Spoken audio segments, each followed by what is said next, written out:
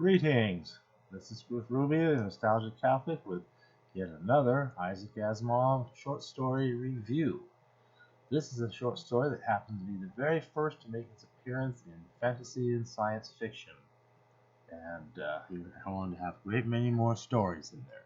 He even tells you the name of the story, and that's Isaac Asimov, right on the cover. So the only thing the table of contents going to add to that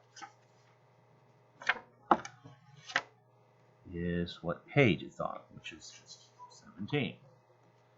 Now, one thing I've noticed about the fantasy and science fiction is that unless you make the cover, there's no artwork associated with the story. If you look at the first page, there it is, Flies by Isaac Asimov. There's still a blurb, and a fairly lengthy one at that, I'll read that.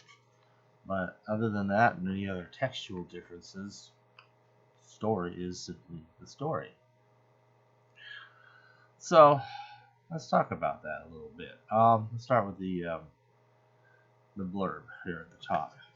It says, Isaac Asimov has written just about every kind of science fiction that you can think of, in addition to much perfectly serious straight science, from weighty sociological extrapolations to intergalactic E. Phillips Oppenheim, from a lastingly influential series on robots to the best deadpan factual hoax on record, from a movingly believable study of an ursine civilization to a charmingly human time travel story without a word of science.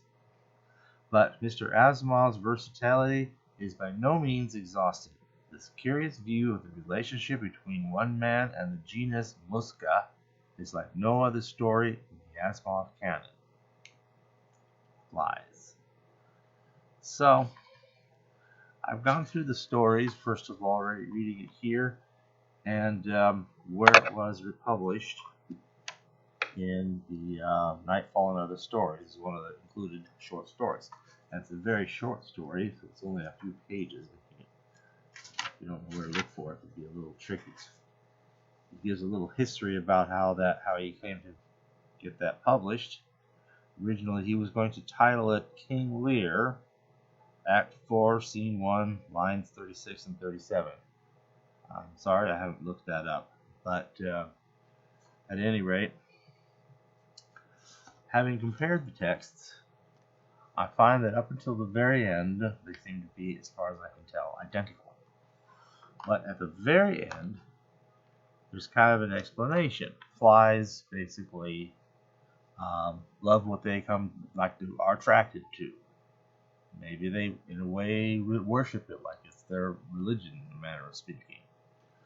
At any rate, at the end of the story, there's a lone paragraph that concludes it that just says here, with a cold shiver he could not quite control, Poland, one of three characters in the story, was suddenly conscious of a single fly loose in the room, veering aimlessly for a moment, then beating strongly and reverently toward Beelzebub.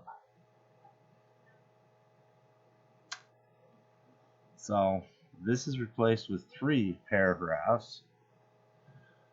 So there's a Poland, there's a Winthrop, and then there's a Casey. Okay. And they're having this conversation. Casey is the main character because he's always got these flies following him all the time, landing on him all the time. It's just impossible to keep them away from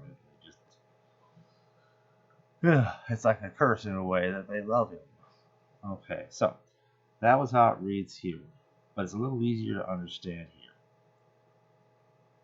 With a cold shiver, this is how it got finally published. I think it got expanded for clarity. With a cold shiver he could not quite control, Poland was suddenly conscious of a single fly loose in the room, veering aimlessly for a moment, then beating strongly and reverent in the direction Casey had taken a moment before. Could Casey not know? Could it be the essence of the primal punishment that he never learned he was Beelzebub? Casey, Lord of the Flies. Well, that kind of gives it all away, but it's kind of funny. The discussions are, well, you just got these three people who obviously knew each other in college and are now meeting again, and they're kind of reminiscing. So there's some scenes from back in the college days. They would do different things, study different things, and Casey was going to become a minor chemist in researching the fields of the insect, uh, you know, so forth. There's one interesting reference in this that's kind of does date it significantly, though in the original, and I think probably even as late as 1969, though concerns were already being raised, but nothing yet was being done about it. It wouldn't be long before things would be done about it, and that was the insecticide DDT. Now that came out in, I don't know, the 50s, maybe even I don't know, sometime back there. And what was so crazy about it is, I mean, people could shovel spoonfuls of this down their mouth and it doesn't hurt them. It was like, wow, look at this. This is totally harmless stuff. Look at that. The guy would just eat it, or someone would just eat it and swallow it. And it wouldn't hurt him. It really wouldn't.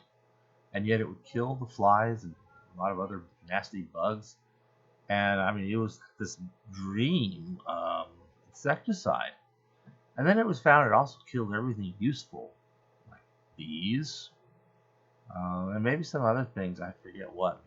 Maybe earthworms or something. I don't know. I mean, it killed a lot of things, and then suddenly there's nothing that the birds can eat, and then you don't have any birds. And well, that was the basis of Rachel Carson's book, The Silent Spring. The DDT was killing off so many insects everywhere that the other kinds of life, such as birds and other things that depend on them, have nothing left to eat. So they're just also all dying off. And it was kind of a major boost to the whole environmental movement. But in the days when it was written, DDT was just this wonder insecticide. Wow, it was like a champ.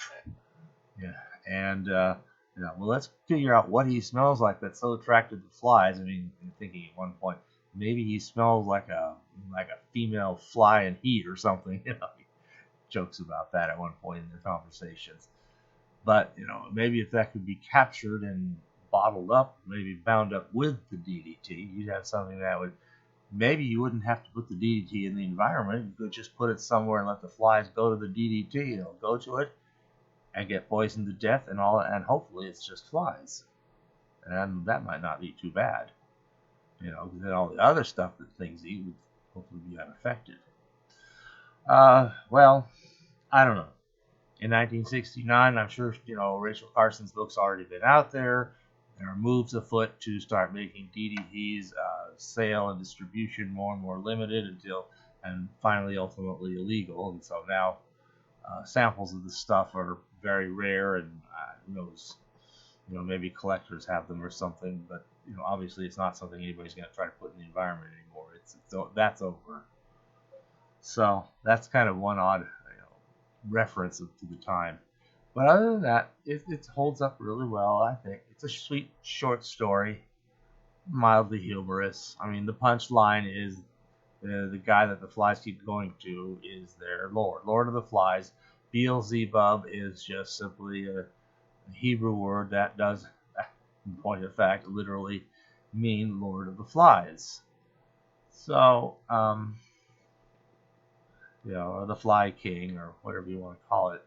Key thing here is that Asimov, despite his general atheism, doesn't seem to be able to resist bringing in little biblical bits here and there. So, and he did there without saying Bible or anything. He brings these little bits in. He did say that he did mention Hebrew as a language at one point here. So that's flies, and really, that's about all there is to say about this. Thanks for listening.